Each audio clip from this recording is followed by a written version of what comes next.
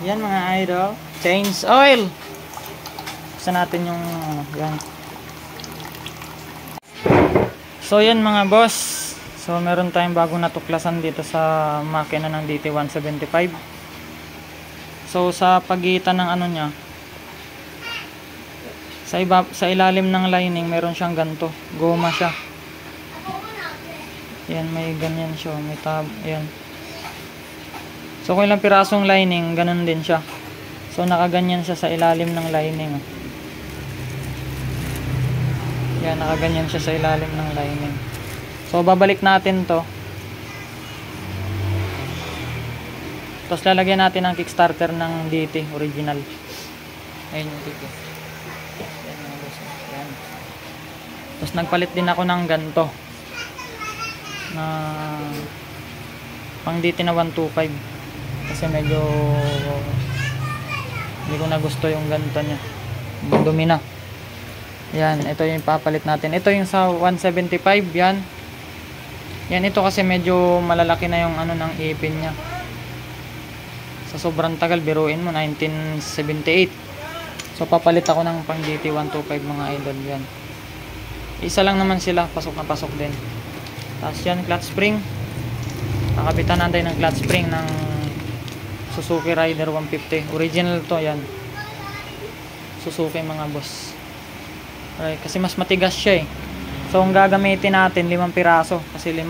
Kasi original ng DT 175 pa yung clutch ano niya. Yan, walang kalog-alog yan. Ayan, walang play yan.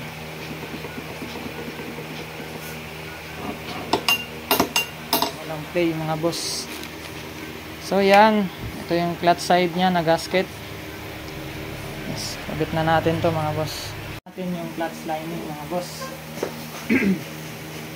Yan, pag nagkabit tayo ng line, unahin natin to mga boss.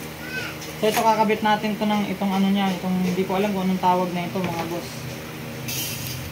Yan, unahin natin to. Nasa pagitan siya ng lining. Yan. Ito siyempre mauna yung lining mga idol bago yung plate. Siguraduhin nyo lang na nakagitna yung parang goma nya. Tapos yung plates na. Tapos itong plate nya, kakapain nyo lang kung ano yung matalim, yung nasa labas. Dalawa kasi ito, yung dito matalim, yung dito sa kabila. So yung matalim yung nasa labas. Kahit anong posisyon yan, wala naman tayo nito. Ayan, kabit natin to. Tapos clutch lining ulit.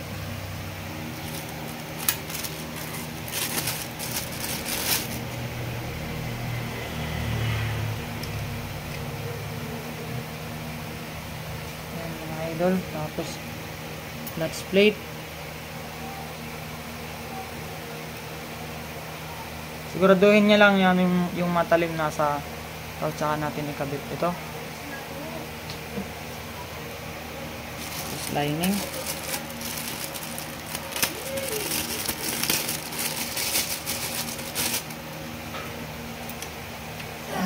Siguraduhin nyo lang na nakagitna yung goma nya. Plate ulit.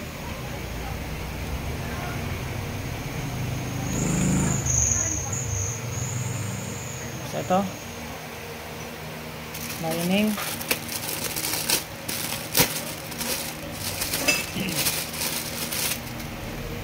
Yan. Plate ulit.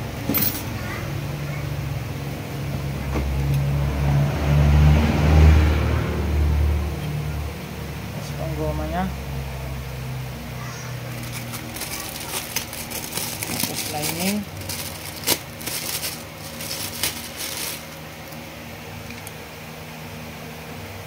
Yan. Tapos plate ulit.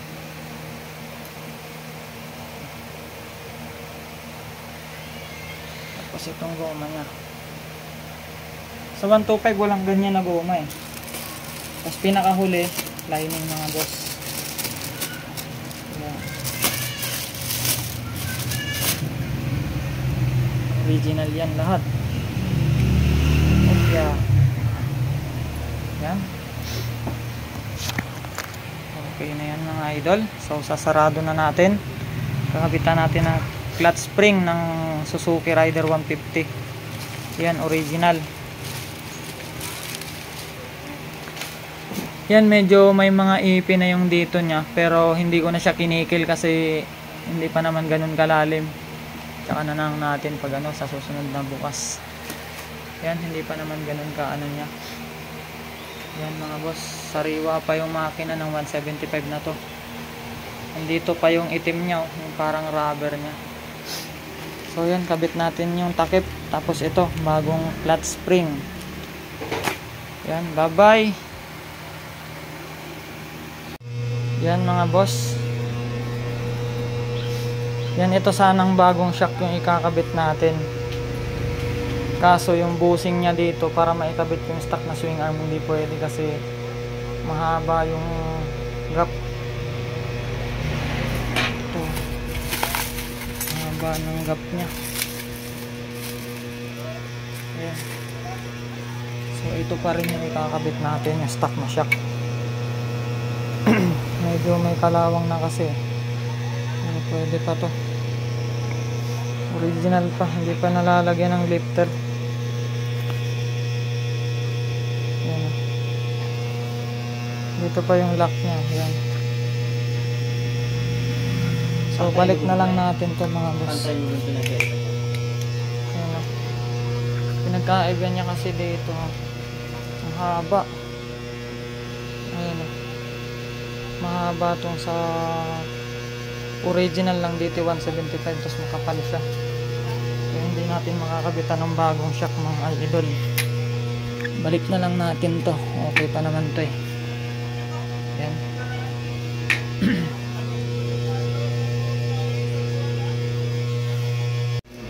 Yan mga idol, naikabit na natin yung swing arm. Ay, kakabit pa lang natin yung swing arm. Nakabit na natin yung shock, yung mono shock nya. So binalik na lang natin yung original nya, kasi yung bago hindi siya pwede dito sa stock kasi ang haba oh. So yan idol, share ko lang sa inyo, pag once na nagpa-powder coat kayo, lahat ng butas na dinadaanan ng bushing o kaya mga tornilyo nya, lagyan nyo po ng ganito. Yan, lalagyan nyo siya ng ganyan mga boss. Yan, tinanggal ko na yung kabila kasi pag once na hindi nyo nilagyan ng ganyan, sasali siya sa pintura. Ang kapal po ng powder coat mga idol. So yan, nakabit na natin yung bushing nya, tapos yung dust seal. So binalik ko na lang yung dating dust seal kasi okay pa yung dust seal nya.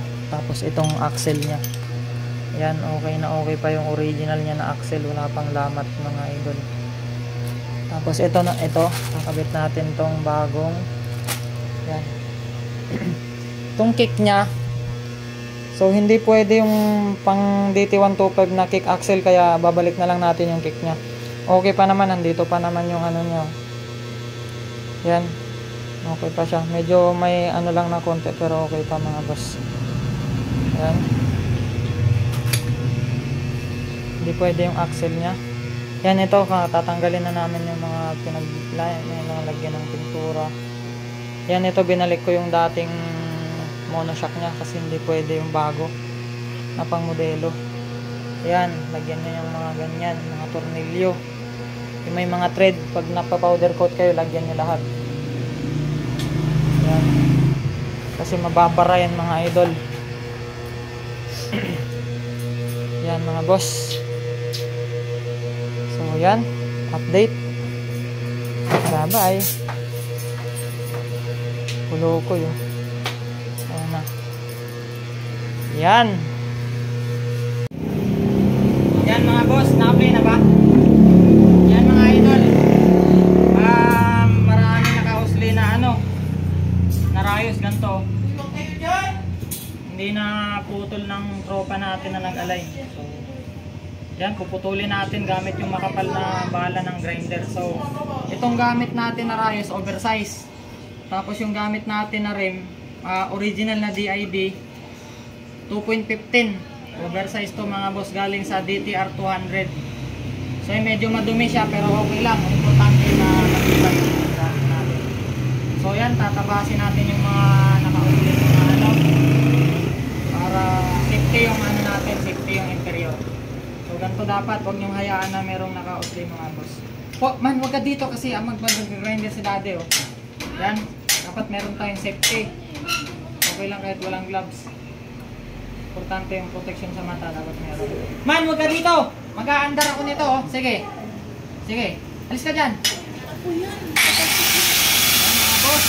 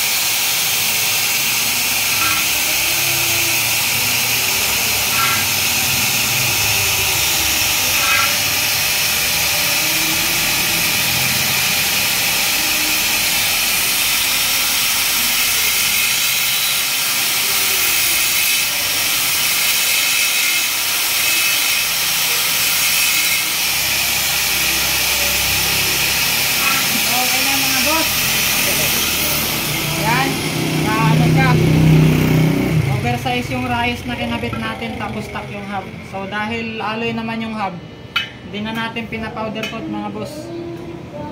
Yan. Diba ito yung pinakamakapal na rim na nagamit natin. Simulat sa pool. 2.15. Yan, okay na.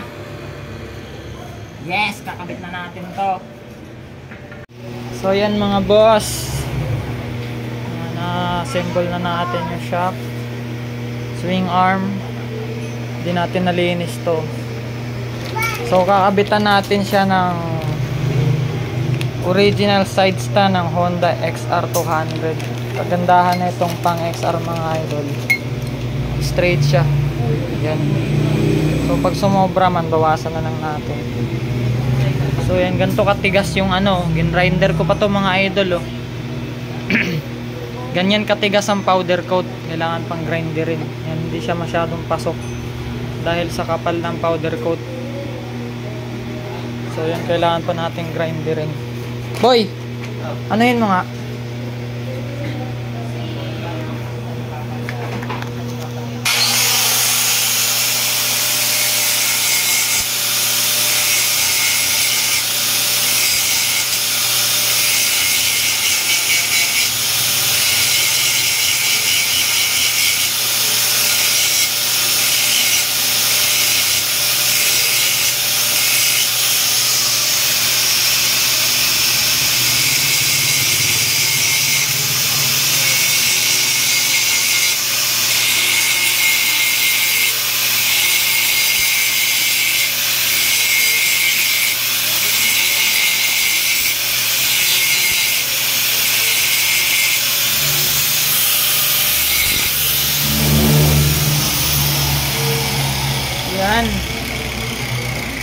boss, yung grinder na natin. Yan, maglinis na, wala na yung powder coat niya mga idol. Hindi ma-focus yung camera na to. Yan. Yung engine, hindi pa natin tinatakpan. Hindi pa natin na ikakabit to. Yan na yung updates sa 175 natin mga boss. Ano bang oras ngayon? So 9:07 ng gabi. So yan, kakatapos lang natin palitan ng mga gulong. Yan, bago na yung rim set. So Dunlop yung oversize yung likod, Dunlop Dumax MX-53. Tapos Dunlop na D605 oversize yung harap. So kasi plano ko dito pang kalsada lang, pang backroads lang ganun. Kaya okay lang na ganyan yung harap na dual sport. Tapos yung likod niya is yan, makapal yung likod niya mga boss. Yan, idol. So ang nilagay ko lang na brake shoe, original na ASK. Bago yan, mga bearing yan. Tapos DID yung kadena na ikakabit natin. At saka brand new yung front saka rear sprocket. Ito, original to ng DT na 6 holes. Galing ko ito na Yamaha. Old stock mga idol. Bago yan, brand new. Brand new yung natin. Chain set. Tsaka sprocket. Bye-bye. Mga idol, share lang natin to sa mga tropa. So ayan, bago na tong niya. Tuti tank cap. So itong mga gantong rubber, kahit maliit lang to mga idol, itabi nyo po yan, ingatan nyo yan kasi napaka-importante yan para sa vibrate. Yan, tulad nito, yan o. Yan, original pa yan mga boss. Ito, yung tatak nyo. Buti na lang hindi siya nabilad sa init tong motor na to. Nabilad lang to sa init, wala nang titigas na ng mga to. Yan, katulad nito, ito side cover yan mga idol. Yan, side cover. Itong kabilaan yan. Ito. Yan. Buti na lang nakakabit pa. Madumi na yung tank, tuti tank, pero napakasariwa pa nito. Hindi pa siya expired. Madumi lang. So yan mga idol, dito pa yung mga rubber nya. Ito, suporta to sa tangke sa ilalim. Yan, original pa siya. Yan. Tapos ito yung rubber nya. Yan, ito pa yung rubber nya sa tangke. Palitan na siguro natin bago kasi medyo pwede pa to. Palitan na natin to ng bago mga boss. May brand new naman ako nito eh. Ano natin? Meron pa. Alam ko meron ako nakuha ng brand new yan eh.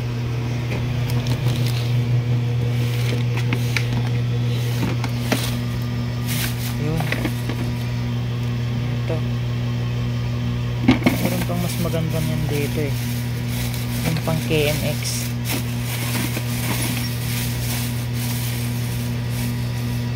Yun. Ito pang KMX to.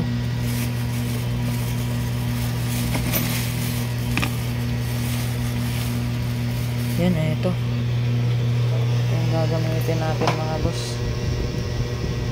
Galing to sa KMX. Tingnan natin kung obra ba. Bye-bye. Ito di pa natin nakakabit kasi di pa natin nabubuo ng todo yung makina. Pilinisin ko pa yun ng husto. Yan, manifold nya original. Hindi pa natin na ikakabit yung harness nya, sayang hindi tumugma yung brand new. Hindi tumugma yung brand new nabili natin. Hindi siya pang 175. So ito fuel cap. Yan. Bye bye. So yan, good morning mga idol. Nalinis na natin yung engine nya. Tapos yung block natin, susunod natin linisin mga boss. Ayun yung block nya. Tinanggal ko na yung mga rubber nya. So ito pala yung ano nya. Nagpalit na ako ng hose sa may tuti pump. Kung dalawang hose, napakahirap. Halos kalahating araw ko itong ginukot. Yan. Tapos yung isang maliit na hose dyan, dito natin kinuha. Galing sa brand new na tuti pump ng RXT. So ito yung na pinutulan, nagputol tayo dito. So baka gamitin natin itong hose na to sa panlabas papuntang carb. So nagpalit na rin ako nito. Yan, itong 2A6 na yan. Bago na yan mga boss. Yung dati kasing nakakabit sa kanya is medyo madilaw na. Pinilitan na rin natin ng brand new. Nakapili tayo ng brand new. Yan. Baba eh.